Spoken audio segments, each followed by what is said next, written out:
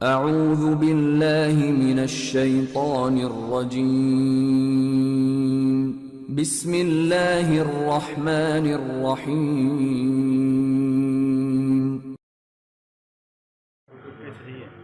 اعوذ باللہ من الشیطان الرجیم بسم اللہ الرحمن الرحیم۔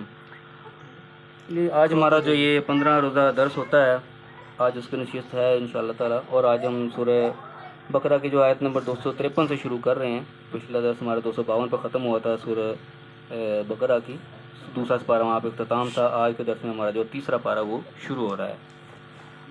سب لوگ جو ہے وہ دعا پڑھ لیں۔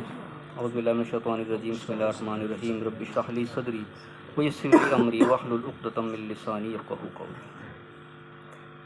تلک الرسل فضلنا بعضهم علی بعض، یہ پیغمبر ہیں جن کو بعض کو ہم نے بعض پر فضیلت دی۔ پیچھے یعنی کہ پیغمبروں کا تذکرہ گزرا، ہم نے دیکھا لوط علیہ السلام کا، طالوت کا اور داؤد علیہ السلام کا تذکرہ گزرا، تو اللہ نے کہا یہ اللہ کے پیغمبر ہیں جن کو بعض پہ فضیلت دی گئی۔ اب یہاں پہ ایک چھوٹا سا مسئلہ ہم دیکھ لیں کہ آتا ہے جہاں پہ اکثر بعضهم علی بعض کی جو آیات آتی ہیں، تو ان سے عام طور پہ یہی مقصد یعنی کہ ترجمہ اس کا لکھا ہوتا ہے کہ بعض کو بعض پر فضیلت دی ہے، یعنی کہ اس سے ایک ایسا عنصر آتا ہے جیسے کہ ایک نیچے ہے دوسرا اس سے اوپر ہے، اس قسم کا اس کا آتا ہے۔ لیکن میرا جو اس میں جو ہے نا ذہن اس معاملے میں یہ ہے کہ یہ تو ہے نا کو ایک اوپر دینا، اس کے لیے ایک اور لفظ آتا ہے قرآن پاک میں، وہ آتا ہے بعضهم فوق بعض۔ یہاں پہ بعضهم علی بعض کے الفاظ ہیں، وہاں آتا ہے فوق بعض، فوقہ کہتے ہیں فوقیت کو، اوپر دینے کو۔ اس کے لیے چند میں آپ کو ریفرنس دیتا ہوں، میں تھوڑے سے لکھ کے لایا ہوں، آپ لوگ بھی اپنے نا موبائل میں وہ نکالیں، سورہ انعام نکالیں، میں نے اس لیے کھلوائے ہیں۔ سورہ انعام کی سورت نمبر 6 ہے، اس کی آیت نمبر 165 ہے۔ یہاں پہ بھی اسی قسم کے الفاظ ہیں فضیلت والے، لیکن وہاں پہ بعضهم علی بعض نہیں آیا بلکہ بعضهم فوق بعض آیا۔ وہ اس سے یعنی کہ سیاق و سباق سے پتہ لگتا ہے کہ ہاں یہ ایک دوسرے سے اوپر ہیں۔ اسی طریقے سے ایک اور ریفرنس اس کے اندر ہے، سورہ یہ سورت نمبر 24، سورہ نور ہے، سورت نمبر 24 اس کی آیت نمبر 40 پہ بعضهم علی بعض کے بجائے نا بعضهم فوق بعض کے الفاظ ہیں، یعنی کہ ایک دوسرے کے اوپر نیچے۔ اللہ کا جو الفاظ ایک طرح ایک اور ریفرنس ہے، 3 ریفرنسز ہیں یہ۔ ایک سورہ زخرف ہے، سورت نمبر 43 کی آیت نمبر 32، اس میں بھی یہ بعضهم علی کی جگہ بعضهم فوق بعض۔ تو اس میں نا ایک عنصر ایسا آتا ہے، اونچ نیچ والا عنصر آتا ہے اس کے اندر۔ یہ بعضهم علی بعض میں بیسیکلی میرے ساتھ اونچ نیچ نہیں آتی، یہ آتا ہے ایک دوسرے کے سامنے، سمجھو ایک دوسرے کے روبرو، ایک دوسرے۔ اس کے علی کا جو لفظ ہے نا یہ خالی اوپر میں زیادہ تر ہم استعمال کرتے ہیں، لیکن علی کے معنی اوپر نہیں ہوتا، کئی مقامات پہ سامنے ہوتا ہے، پاس ہوتا ہے، روبرو ہوتا ہے۔ اس کے لیے بھی ریفرنس دیکھو، سورہ بقرہ کی آیت نمبر 31، وہاں پہ آتا ہے سورہ مریم کا، اس میں آتا ہے مریم علیہ السلام کے حوالے سے آ رہا تھا کہ وہاں جب زکریا علیہ السلام جاتے ہیں تو مریم علیہ السلام کے پاس جاتے ہیں تو وہاں پہ رزق ان کے پاس موجود ہوتا ہے، وہ پوچھتے ہیں رزق کہاں سے آ گیا، وہ کہتے ہیں اللہ کی طرف سے آیا۔ تو وہاں پہ بھی الفاظ آتے ہیں علیہا کے، جو پہنچے ان کے اوپر، علیہا کا وہاں پہ الفاظ ہے۔ تو وہاں پہ یہ نہیں کہ مریم علیہ السلام کے اوپر پہنچے، ان کے سامنے پہنچتے ہیں وہاں پہ، تو وہاں پہ علیٰ کا لفظ بطور سامنے روبرو کے آیا۔ اس طرح پھر سورہ اس پہ آتا ہے، آل عمران کے اندر بھی اسی طرح کا لفظ آیا ہے۔ پھر سورہ یوسف کے اندر آتے ہیں، یوسف علیہ السلام کا تذکرہ آ رہا ہوتا ہے، تو وہاں پہ بھی آتا ہے کہ یوسف علیہ السلام کے پاس پہنچے لوگ، تو وہاں پہ بھی آتا ہے دخلوا علی یوسف، کہ یوسف کے سامنے پہنچے۔ وہاں پہ علی یوسف کا لفظ ہے، تو علی کے معنی یعنی کہ یوسف کے اوپر پہنچے، یعنی کہ یوسف کے سامنے پہنچے، یوسف کے روبرو پہنچے، یوسف کے پاس پہنچے، تب انہوں نے یہ بات کی۔ یہ بعضهم علی بعض سے مطلب ہے کہ اللہ تعالیٰ نے ایک دوسرے کے سامنے دوسرے کو فضیلت دی، ایک دوسرے کے روبرو فضیلت دی گئی۔ اس کی مثال اس طریقے سے لے لو کہ ایک وننگ ٹیم سمجھ لو کہ کچھ لوگ ہیں جو کامیاب لوگ ہیں، ان کو سب کو کھڑے کر کے کچھ کو ایوارڈ دیے گئے، مختلف قسم کے ایوارڈ مختلف لوگوں کو دیے گئے۔ تو اس میں ہے کہ ایک دوسرے کا ایوارڈ جو ہے وہ ایک دوسرے سے مختلف ہے، لیکن سب اپنے اپنی جگہ پہ سب مختلف تمغات لے کے کھڑے ہیں۔ تو اس میں ہے کہ بعض کو بعض پہ مختلف قسم کے ایوارڈ دیے گئے، فضیلتیں دی گئیں۔ اس میں یہ اونچ نیچ والا عنصر نہیں آتا کہ ایک نبی اونچا ہے تو دوسرا نبی نیچا ہے۔ اس قسم کی یہاں پہ جو ہے بات میرے سمجھ میں آتی ہے کہ بعضهم علی بعض سے مراد کہ اللہ تعالیٰ نے فضیلتیں دیں، ایوارڈ دیے، لیکن اس میں کوئی اونچ نیچ والی بات نہیں ہے، سب ایک دوسرے کے روبرو سے اللہ تعالیٰ نے سب کو کامیابیاں دی، تمام نبی اپنی جگہ پہ کامیاب ہوئے، سب کو اللہ تعالیٰ نے مختلف فضیلتیں دیں۔ فضیلتیں کیسے دیں؟ اللہ نے فرمایا کہ فَمِنْهُمْ مَنْ كَلَّمَ اللَّهُ، بعض ان میں سے جس میں اللہ تعالیٰ نے کلام کیا، جیسے موسیٰ علیہ السلام سب سے بڑی مثال ہے کہ اللہ نے ان کو ڈائریکٹ کلام کیا۔ وَرَفَعَ بَعْضَهُمْ دَرَجَاتٍ، اور کسی کے درجے اور طرح سے بلند کیے، کسی کو اور قسم کے معجزات دیے، اور قسم کی نشانیاں دی۔ اس طرح سلیمان علیہ السلام کی تھی کہ ان کے پاس جنات بھی ان کے ساتھ باتیں کرتے تھے، ان کے تمام چرند پرند اب ان کے تابع تھے، ہوا ان کے تابع تھی، ہوا کے حکم سے آیا جایا کرتی تھی، ان کی علیحدہ فضیلت تھی۔ ایک موسیٰ علیہ السلام کی علیحدہ فضیلت، اللہ نے ان سے کلام کیا ڈائریکٹلی، وہ ان سے نہیں کیا۔ تو وہ بتائے گا وَآتَيْنَا عِيسَىٰ ابْنَ مَرْيَمَ الْبَيِّنَاتِ، اور عیسیٰ ابن مریم کو ہم نے واضح دلائل دیے۔ عیسیٰ علیہ السلام کے اپنے معجزات تھے، مردوں کو زندہ کر دیا کرتے تھے، اور نہ وہ جو پیدائشی طور پہ اندھا ہوتا تھا اس کی آنکھیں ٹھیک ہو جاتی تھیں، مٹی کا پرندہ بنا کے تو پھونک مارتے تھے وہ صحیح پرندہ ہو کے اڑنے لگ پڑتا تھا۔ تو یعنی کہ یہ مختلف نشانیاں مختلف انبیاء کو اللہ نے دیں، تو یہ مختلف درجات بتائے گئے۔ کہ مختلف طریقے سے اللہ نے فضیلتیں دیں. وَأَيَّدْنَاهُ بِرُوحِ الْقُدُسِ، اور ان کو روح قدس کے ساتھ یعنی کہ جبرائیل علیہ السلام ان سے مراد ہوتی ہے ان کی تائید کی، یعنی کہ روح قدس ہر وقت ان کی تائید میں ان کی مدد کے لیے ہر وقت موجود رہتے تھے. تو یہ مختلف قسم کے یعنی کہ اللہ نے بتایا کہ فضیلتیں بعض کو فضیلتیں دی گئیں، جو ایک کو ملی دوسرے کو نہیں ملی، دوسری کو ملی پہلے کو نہیں ملی. حوالے نبی کو الگ قسم کی یعنی کہ ان کو ملی چیزیں جو اوروں کو نہیں ملی، ان کو آخری نبی بنا کے بھیجا گیا. باقی نبی جو آتے تھے وہ اپنے خاص قوموں کی طرف آتے تھے، ہمارے آخری نبی جو ہے وہ پورے دنیا کی طرف آئے. تو یہ مختلف فضیلتیں مختلف انبیاء کو ملی گئی. لیکن اس میں کہیں ہم اونچ نیچ والا عنصر نہ سمجھے گا، کوئی نبی اونچا ہے تو کوئی نبی نیچا ہے. بیسیکلی سب ایک جیسے برابر ہیں، لیکن فضیلتیں سب کی الگ الگ طریقے کی ہیں. اس کے بعد آگے کہ وَلَوْ شَاءَ اللَّهُ مَا اقْتَتَلَ الَّذِينَ مِن بَعْدِهِمْ، اللہ تعالیٰ چاہتا تو بعد میں یہ لوگ جھگڑا نہ کرتے، من بعد ما جاءتهم البینات، جبکہ ان کے پاس واضح دلائل آ جاتے. یعنی کہ انبیاء اتنے صاف معجزات لے کے آتے تھے، اگر ایمان والے ہوتے تو یہ نہ جھگڑا کرتے. اللہ تعالیٰ چاہتا ان کو جھگڑا کرنے نہ دیتا. وَلَكِنِ اخْتَلَفُوا، لیکن انہوں نے اختلاف کیا، منہم آپس میں. فَمِنْهُمْ مَنْ آمَنَ، تو کچھ ایسے تھے جنہوں نے ایمان لے آئے. وَمِنْهُمْ مَنْ كَفَرَ، کچھ ایسے بھی ہوئے جنہوں نے کفر کیا. سارا کچھ دیکھ کے بھال کے بھی نہیں مانا، انکار کر دیا. آپ صلی اللہ علیہ وسلم کے لیے بھی آتا ہے کہ ایسے پہچانتے جیسے اپنے بیٹوں کو پہچانتے ہیں، لیکن پھر بھی انکار کیا. اس لیے کہ اللہ تعالیٰ نے اجازت دے رکھی، چھٹی دے رکھی، ٹھیک ہے جو مرضی کرو. وَلَوْ شَاءَ اللَّهُ مَا اقْتَتَلُوا، اللہ تعالیٰ چاہتا تھا نہ لڑتے. وَلَكِنَّ اللَّهَ يَفْعَلُ مَا يُرِيدُ، لیکن اللہ تعالیٰ جیسا چاہتا ہے وہ کرتا ہے. اس نے آزادی دے رکھی، اس کی مرضی اس نے آزادی دے رکھی. نہ چاہتا تو نہ آزادی دیتا، کوئی مخالفت نہ کرتا. لیکن اللہ تعالیٰ نے آزادی دی ہے، اور اسی آزادی کا ہی اصل میں امتحان ہونا ہے کہ انسان نے کیا کیا اپنی مرضی سے. اور اللہ تعالیٰ تو ایسی ہدایت دینا چاہتا ہے، اس کے لیے کیا ہے یہ ایک بات. ہو اس کے بعد اللہ تعالیٰ ہم یہاں سے اس میں ایک رکوع مکمل ہوا. اگلا رکوع آتا ہے کہ یا ایھا الذین آمنوا، اللہ تعالیٰ ہم سے مخاطب ہوا یہاں پہ. کیا یا ایھا الذین آمنوا، اے ایمان والو، انفقوا مما رزقناکم، خرچ کرو اس میں سے جو ہم نے تمہیں دیا. اب یہاں پہ انداز دیکھو اللہ تعالیٰ کا بات کرنے کا، خرچ کرو اس میں سے جو ہم نے تمہیں دیا. یہ نہیں کہا خرچ کرو اس میں سے جو تمہارے پاس ہے، کہ ہم نے جو تمہیں دیا اس میں سے خرچ کرنا ہے. اس کی مثال ایک لے لو، اس طرح میں نے آپ کو پیسے دیے، میں نے آپ کو 10,000 روپے دیے تھے، اس میں سے 1,000 روپے فلانے کو دے دو. تو آپ کو اس میں کوئی ٹینشن نہیں ہونی چاہیے کہ پیسے میں نے آپ کو دیے، میں کہہ رہا ہوں اس کو دے دو، آپ دے دو، ٹھیک ہے. تم نے دیے، میرے کون سے اپنے ہیں. یہ بات اللہ تعالیٰ نے کی کہ میں نے جو تمہیں دیا اس میں سے خرچ کرو. اپنے پلے سے خرچ کرنے والی بات نہیں ہے. دے ہمیں اللہ تعالیٰ ہی رہا ہے، چاہے ہم بظاہر اس کے لیے بڑی محنت کرتے ہوئے نظر آ رہے ہوتے ہیں، لیکن دے حقیقت میں اللہ تعالیٰ ہی رہا ہے. تو اللہ تعالیٰ اس میں سے کہہ رہا ہے کہ اس میں سے خرچ کرو جو ہم نے تمہیں دیا. اب میں نے آپ کو اس میں پیسے دیے، میں کہوں 1,000 اس کو دے دو، آپ کو میں تو نہیں دیتا. تو یہ تو آپ قسم کو ایک بری بات ہے، آپ کو ایک اچھے بندے شمار نہیں ہو گئے. آپ کا حق یہ بنتا ہے جو میں نے دیا ہے، میں نے کہہ رہا ہوں دے دو تو دے دو، آپ کا تو ہے نہیں تو میں نے دیا آپ کو. وہی بات اللہ تعالیٰ کا جو ہم نے تمہیں دیا اس میں سے خرچ کرو. یعنی کہ اس میں ہمارا دل نہیں دکھنا چاہیے کہ ہم اپنے پلے سے خرچ کریں، ہم نے نہیں پلے سے نہیں کرے، وہ اللہ نے ہمیں دیا ہوا. اللہ کا انداز ہی بات کرنے کا وہ ہے کہ جو ہم نے دیا اس میں سے خرچ کرو. من قبل، اس سے پہلے کہ یاتی یوم، کہ وہ دن آ جائے کہ لا بیع فیہ ولا خلۃ، کہ اس میں نہ کوئی خرید و فروخت ہونی ہے، نہ کوئی کاروبار ہونا ہے، ولا خلۃ، نہ کوئی گہری دوستی ہونی ہے. اب یہ خلۃ کا لفظ جو ہے نا بڑا انٹیک سا لفظ ہے. ویسے دوست کے لیے عام طور پہ ولی کا لفظ استعمال ہوتا ہے عربی میں. یہ خلۃ کے معنی ایک قسم کے ایسے دوست کے ہوتے ہیں. خلت کا لفظ خلیل سے نکلا، خلیل کے معنی بھی دوست ہوتے ہیں. ابراہیم کو خلیل اللہ کہا جاتا ہے، اللہ کا دوست. خلیل ایک اس قسم کا کا دوست ہوتا ہے جو کہ ایک سینٹرل دوست ہوتا ہے. سینٹر خلیل خلال سے آتا ہے، بیچ میں خلل ڈالنا، کسی کے بیچ میں آ جانا، اس لیے اس سے خلت بنائیے. یہ اس طرح ہے کہ میں اور آپ دوست ہیں، فرق کرو جی، میں آپ دوست ہیں، آپس میں دوست ہیں.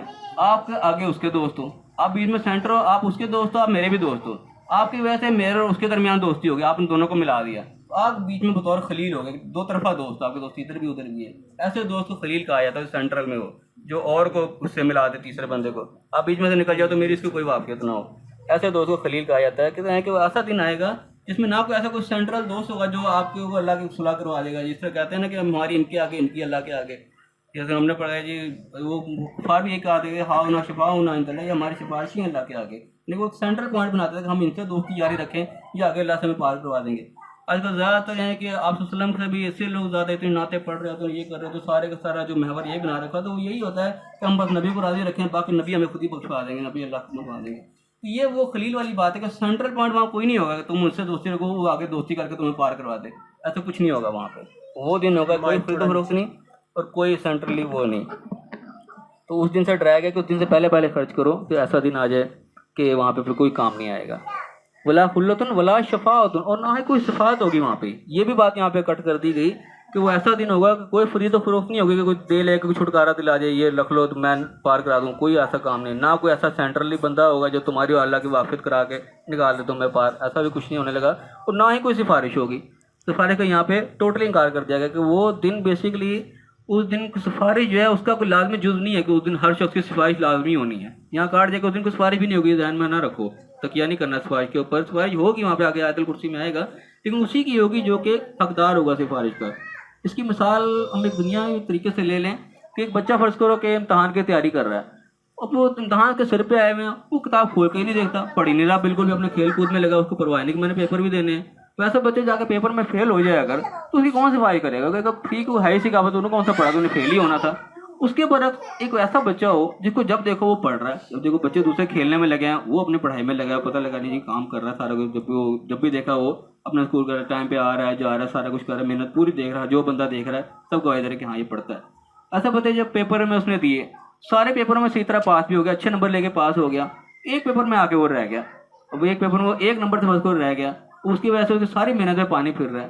تو اس بچے کو دیکھ کے ہر بندہ کہے کہ یار نہیں یہ بچہ محنت کرنے والا تھا، اس کو کوئی بھی نہیں جائے گا یار ایک نمبر سے رہ گئے سارے کی محنت پانی پھر جائے. اس کے لیے صفائی کرنے کے لیے سارے کھڑے ہوں گے کہ نہیں، جو دوسرے ہوں گے جو کھیل کود میں لگے ان کو کوئی نہیں کریں گے یہ جہاں جانوں میں، لیکن اس کی صفائی کریں گے یار نہیں یہ محنت کرتا تھا، اس نے اتنی محنت کی ہے، ایک وجہ سے کہ ساری محنت پانی پھر رہا ہے، اس کا کچھ ہو سکتا ہے، اس کو کرو یا اس کو نکلنا چاہیے. وہ سفارش اسی کی جائے گی جس نے اپنے پوری محنت کی ہوئی ہوگی. فضول آدمی کے لیے کوئی سفارش نہیں کرتا.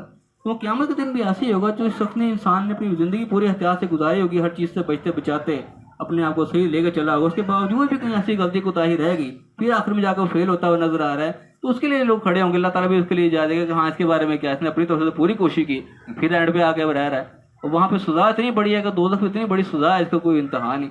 تو وہاں پہ وہ شخص ایسا ہوگا جس کو اس لائق ہوگا کہ اس کی سفارش کی جائے. ایک پوائنٹ میں رہ گیا تو یہ نہیں کہ اس کو پھر جاننے میں ڈال دیا جائے، کیونکہ اس نے پوری زندگی اپنی پوری کوشش کی تھی. تو وہ شخص ایسا ہوگا جو کہ صفائی کی جائے گی. ادروائز وہاں صفائی کا کوئی کنسیپٹ نہیں کہ ہر بندہ سوچے میں صفائی سے پاس ہو جاؤں گا، ایسے بندے کی کوئی سفارش نہیں ہوگی جس نے خود کیا ہی کچھ نہیں. اس کے بعد کہا کہ والکافرون هم الظالمون، کافر جو ہیں اسی چیزوں کا انکار کرنے والے، هم الظالمون خود ہی ظالم ہیں. اصل میں یعنی کہ جو انکار کرتے ہیں حق ان کے پاس آ جائے پھر اس کو انکار کریں نہ مانے تو اصل میں پھر وہی ظالم، انہیں کے ساتھ پھر اینڈ پہ سزا کا معاملہ ہوگا. اللہ تعالیٰ کسی کا ظلم نہیں کرے گا بلکہ هم الظالمون وہ خود ہی ظالم ہوں گے. یہ اس کے بعد اس کے بعد آیت الکرسی شروع ہو رہی ہے ہماری. فرمائے گا اللہ لا الہ الا هو الحی القیوم، اللہ ہی وہ ہے، لا الہ اس کے علاوہ کوئی الہ نہیں. الہ جو ہے ایک بڑا جامع لفظ ہے، اس کے اندر بڑی چیزیں سمو جاتے ہیں کہ ہر وہ چیز جس کے یعنی کہ کوئی مشکل کشا ہو، کوئی حاجت روا ہو، کوئی نہ بیڑیاں پار لگانے والا، اور یہ جتنی بھی چیزیں جو اوروں کے نام سے منسوب کی تمام چیزیں الہ کے اندر آ جاتی ہیں. مختصر ترجمہ اس کا لیا جاتا ہے وہ معبود. معبود وہ شخص ایسی ہستی یعنی کہ جس کی عبادت کی جائے، جس کی غلامی کی جائے، جس کا حکم مانا جائے بغیر چنو چرا کے، جو اس کا حکم آ گیا سر تسلیم خم ہو جائے، وہ ہستی اس واحد ایک اللہ کی ہے. یہ نہیں اس کے علاوہ لوگ اپنے پیروں کا بھی وہ درجہ دیا، پیر صاحب نے کہا جب تو کچھ نہیں ہو سکتا. یہ چیز یہ حیثیت جو صرف اللہ کی، جب اللہ کا حکم آگے سامنے یہ کام کرنا ہے تو پھر وہ کرنا ہے، اس کے سامنے چونو چرا کوئی نہیں. جس طرح کہ اللہ نے کہا حکم دیا تھا کہ گائے ذبح کرو، ان کا کام تھا اللہ کا حکم آ گائے ذبح کرو، گائے ذبح کر دیتے. یہ نہیں کہ وہ کیسی ہو کیا ہو، سوال میں کا کوئی گنجائش نہیں. ایسی ہستی صرف اللہ کی، یہ حیثیت کسی اور کو حاصل نہیں ہونی چاہیے تو اس نے حکم دے دیا اب تو کچھ نہیں، جب تو کہہ دیا اس نے. یہ حیثیت صرف اللہ کی، وہ الہ ہوتا ہے. لا الہ الا ہو، اس کے علاوہ کوئی الہ نہیں ہے. الحی القیوم، وہ حی بھی اور قیوم بھی، زندہ ہے، ہمیشہ سے زندہ ہے، ہمیشہ رہنے والا. الحی اور القیوم ہمیشہ سے قائم ہے، وہ کبھی کوئی ڈگمگانے والا نہیں، ڈوڑنے والا نہیں، وہ قائم ہے اپنی جگہ پہ ہمیشہ سے اور ہمیشہ تک رہے گا. لا تاخذہ سنۃ ولا نوم، نہ اس کو کوئی اونگ آتی ہے نہ اس کو نیند آتی ہے. یعنی اونگ اور نیند ایسی چیز ہے جس سے انسان تھوڑی دیر کے لیے غافل ہو جاتا ہے، اس ٹائم پہ کوئی پتہ نہیں لگتا کیا ہو گیا. تو اللہ تعالیٰ اس چیز سے پاک ہے، وہ کبھی بھی غافل نہیں، وہ ہر وقت حاضر موجود، ہر وقت الرٹ ہے. لہو ما فی السماوات و ما فی الارض، جو کوئی زمین و آسمان میں سب اسی کا ہے. یعنی کہ ہم جتنی دوڑ لگاتے پھرتے ہیں یہ ہمارا کچھ بھی نہیں، زمین و آسمان کی ہر چیز اسی کی ہے، ہم خود بھی اسی کے ہیں. اللہ نے ہمیں اپنی غلامی کے لیے پیدا کیا ہے. تو یہ وہ ہستی ہے زمین و آسمان میں جو کچھ بھی سب اسی کا ہے. من ذا الذی یشفع عنده الا باذنہ، یہاں پہ سفارش کے آگے کون ہے جو اس کے سامنے سفارش کر سکے؟ الا باذنہ، مگر وہی جس کو اجازت مل گئی. اللہ کی طرف سے کسی کو اجازت ملے گی تو وہ سفارش کر سکے گا، ادروائز کسی کی اپنی کوئی اتھارٹی نہیں کہ وہ خود کھڑا جائے میں سفارش کرتا ہوں. اللہ نے پہلے پچھلے کاٹ دیا تھا کہ کوئی سفارش وہاں نہیں ہونے لگی، اس کے بعد یہاں بھی کہہ دی کہ کون سفارش کرنے والا ہے؟ کوئی نہیں، الا باذنہ، مگر جس کو اللہ نے اجازت دی. اس میں کہ یعلم ما بین ایدیہم وما خلفہم، جانتا ہے وہ جو کچھ آگے پیچھے، سب کچھ آگے پیچھے کا ہر چیز سے واقف ہے، کسی چیز سے بے خبر نہیں ہے. ولا یحیطون بشیء من علمہ، اور اس کے علم کے ایک چیز کا بھی کوئی احاطہ نہیں کر سکتا، اس کے علم میں سے کوئی بھی کوئی چیز چھین نہیں سکتا. الا بما شاء، مگر جتنا وہ خود چاہے، یعنی جتنا علم وہ خود دے دیتا ہے اتنا ہی حاصل ہوتا ہے. اس کے علم میں سے اور کوئی چیز بھی انسان چوری نہیں کر سکتا، کوئی اس کو احاطہ نہیں کر سکتا کسی طریقے سے بھی. اللہ تعالیٰ نے جتنا بھی علم دیا اپنے انبیاء کو دیا، جو بھی دیا قرآن کے ذریعے دیا، کتابوں کے ذریعے دیا، وہ اللہ نے اتارا، اور کسی کے بس کی بات نہیں تھی کہ اللہ سے کوئی علم چھین لیتا. وسیع کرسیہ السماوات والارض، اس کے زمین و آسمان کی بادشاہت جو ہے وہ وسیع ہے بہت. ولا یعود حفظہما، اس کی حفاظت جو ہے اس کو کوئی تھکاتی نہیں ہے، اس کو کوئی وہ یعنی کہ اکتا نہیں دیتی. وہ العلی العظیم، اور بہت بلند و بالا اور بہت بڑا ہے. یہ ساری کی ساری آیت الکرسی یعنی کہ اللہ کی شان کے اندر ہے. اس کے بعد آگے فرمایا کہ لا اکراہ فی الدین، دین میں زبردستی نہیں ہے. یہ ایک بڑی ایک اہم سی بات ہے کہ دین اللہ کا قانون ہے، اس کے اندر بیسکلی جو ہے بنیادی طور پہ زبردستی نہیں ہے.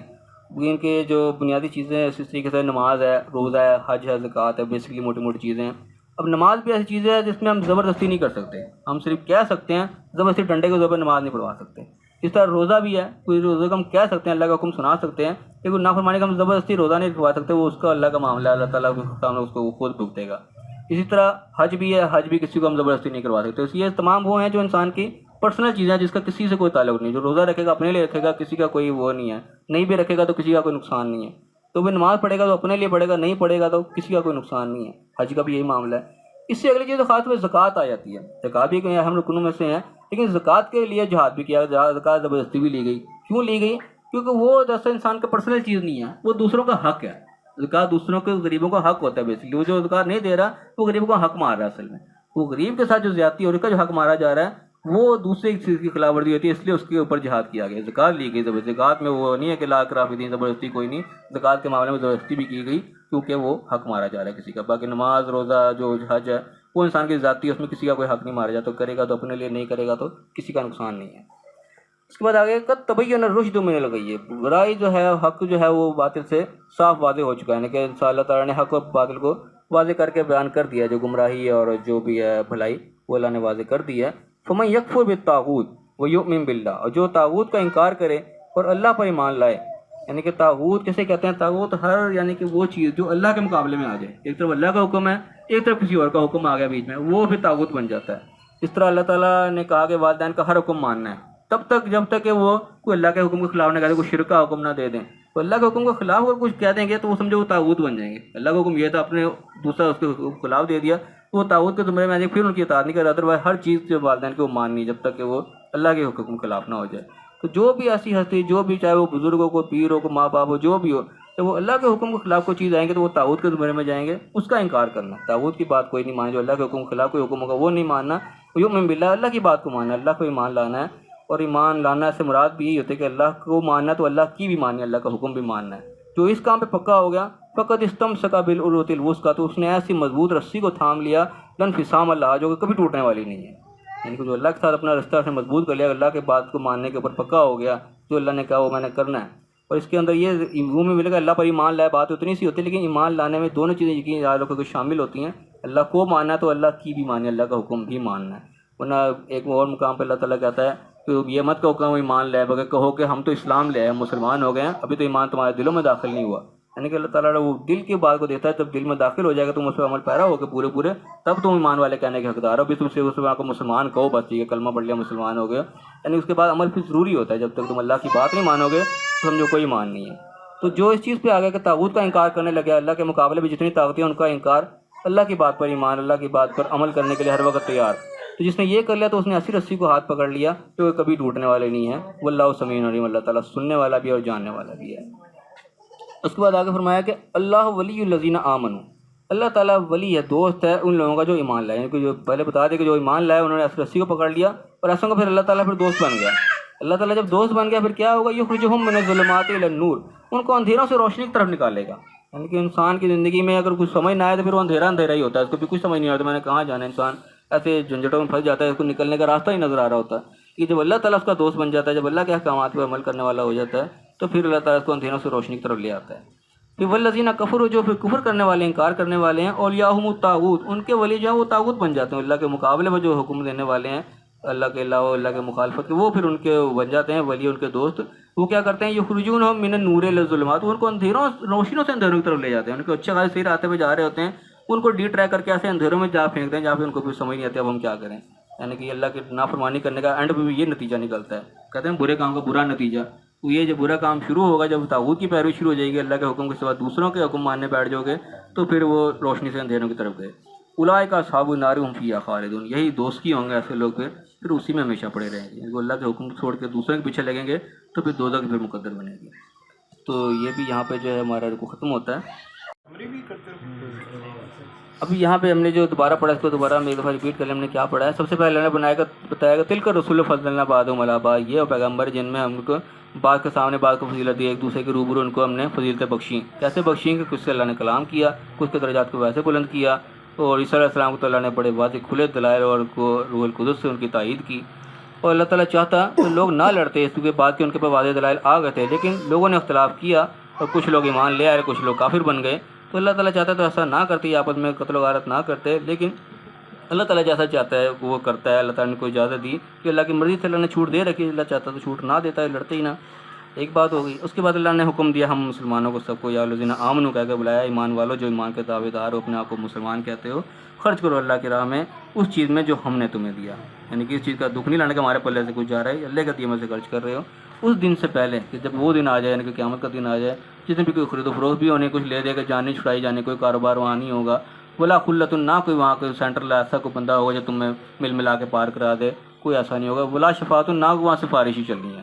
وہ دن بالکل کلیئر کٹ صاف دن ہوگا, جو کیا ہوگا اسی کو بھگتنا پڑے گا. اس دن سے پہلے خرچ کرو اللہ کے راہ میں. والکافرون هم الظالمون, جو ان چیزوں کا انکار کریں پھر وہ خود ہی ظالم, پھر اپنے اوپر خود ظلم کریں گے. یعنی کہ اللہ کے دیے میں سے بھی جو خرچ نہیں کریں گے اور چیزیں جو بتائی گئیں, تو پھر وہ خود اپنی جان پر ظلم کرنے والے ہوں گے. اس کے بعد آگے آیت الکرسی آ گئی کہ اللہ تعالیٰ ہی وہ معبود ہے جس کی حقیقی طور پہ غلامی ہونی چاہیے, جس کے حکم کو مانا جانا چاہیے, وہ ایک اللہ ہی ہے. وہ ہمیشہ سے زندہ ہے اور قائم ہے, اس کو نہ کبھی نیند آتی نہ اونگ آتی ہے, وہ ہر وقت چاق و چوبند ہوش میں ہے, کوئی غفلت میں نہیں ہے کہیں. وہ جو کہ زمین و آسمانوں میں سب اس کو اسی کا ہی ہے. اور کون ایسا ہے جو اس کے سامنے سفارش کر سکے مگر اس کی اجازت سے, اجازت کے بغیر کوئی کسی کی سفارش کے کوئی اختیار نہیں لانا بتایا. یعلم ما بین ایدیہم, جو کچھ آگے ہے پیچھے ہے سب اللہ تعالیٰ کے علم میں ہے, اور اس کے علم کا کوئی بھی احاطہ نہیں کر سکتا. الا بما شاء, مگر جتنا وہ خود چاہے, جتنا وہ علم وہ خود دے دیتا ہے اتنا علم لوگوں کو حاصل ہو سکتا ہے, اس سے زیادہ نہیں. اور زمین و آسمان کے جو اس کی کرسی ہے, جو کی حکومت ہے, وہ نہایت ہی وسیع ہے, اور اس چیزوں کی حفاظت اللہ تعالیٰ کو کوئی تھکاتی نہیں ہے, کوئی اکتاتی نہیں ہے, کوئی بھاری نہیں پڑتی اس کو, اور وہ نہایت بلند و بالا اور عظمت والا ہے. اور فرمایا کہ دین کے اندر کوئی زبردستی نہیں ہے. دین کے معاملے میں تم نے اللہ کا پیغام لوگوں تک پہنچانا ہے. زبردستی نہ تم تلوار کے زور پہ کسی کو اسلام قبول کروا سکتے, نہ کہ تو بھی گولی مار دیں گے تو مسلمان ہو, ایسی کوئی چیز نہیں ہے. اللہ کا پیغام پہنچانا ہے. اللہ نے بھلائی اور برائی کو واضح کر دیا ہے, واضح کر کے اب جس کا دل کرے وہ اس کو مانے, دل کرے نہ مانے, تم زبردستی نہیں کر سکتے. اور جو بھی کوئی طاغوت کا انکار کرے, جو اللہ کی مخالف طاقتیں ان کا انکار کر کے اللہ کی بات کو مانے, اللہ کے بات پر پکا, اس کے اوپر ایمان پورے طریقے سے لائے جیسے لانے کا حق ہے, اللہ کا حکم بھی مانے, تو اس نے ایسی رسی کو ہاتھ ڈال لیا جو کہ کبھی ٹوٹنے والی نہیں ہے, اور یعنی کہ وہ مضبوط اس نے پکڑ لی. اللہ تعالیٰ سننے والا بھی ہے, جاننے والا بھی, جو کچھ کہو گے اس کو سنتا بھی اور جانتا بھی ہے. اور فرمایا کہ ایسا لوگوں کا اللہ تعالیٰ پھر ایسے مومنوں کا پھر خود دوست بن جاتا ہے. نتیجہ کیا نکلتا ہے؟ پھر ان کو اندھیروں سے روشنی کی طرف لے آتا ہے, پھر وہ روشن ان کی زندگی ہو جاتی ہے, ان کو پتہ لگ جاتا ہے ہم نے کہاں جانا اور کہاں جا رہے ہیں. جبکہ اس کے برعکس جو طاغوت کے پیروی کرنے والے لوگ ہیں, کفر کرنے والے, ان کے پھر ولی, ان کے دوست ایسے طاغوت بن جاتے ہیں جو پھر ان کو روشنوں سے اندھیروں کی طرف لے جاتے ہیں. الٹی ان کے سارا سین چل جاتا ہے, اور ایسے لوگ جو ہیں پھر وہ جہنم میں رہنے والی ہیں, ان کا ٹھکانہ پھر دوزخ ہی ہوگا. یہ اس کی موٹی موٹی باتیں ہیں, اس میں کوئی چیز کسی نے پوچھنی ہے.